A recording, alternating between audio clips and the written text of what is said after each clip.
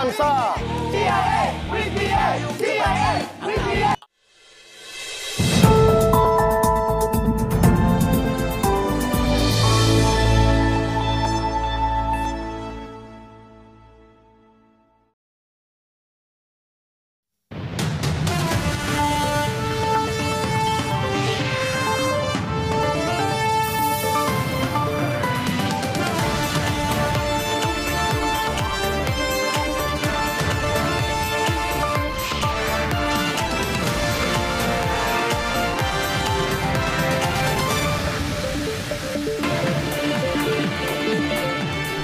Sa mga uma-access na balita ngayong tanghali, 2 Vietnamese national arestado, mahigit 10,000 piso halaga ng umano'y shabu at baril na sabat.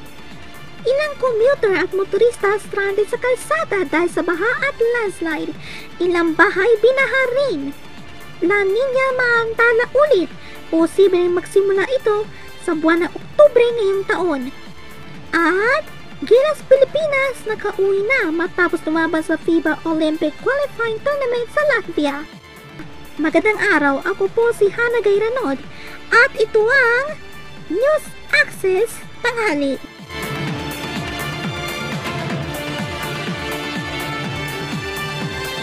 Sa ating mga balita ngayong tanghali, arestado ang 2 Vietnamese national sa isang bar sa Pasay matapos isumbong ng kapwa nilang Vietnamese national ang mga suspect. Nahulihan ng mga operatiba ang 10,000 piso halaga ng umano'y baril at shabu. May access report si Charlie Cortez.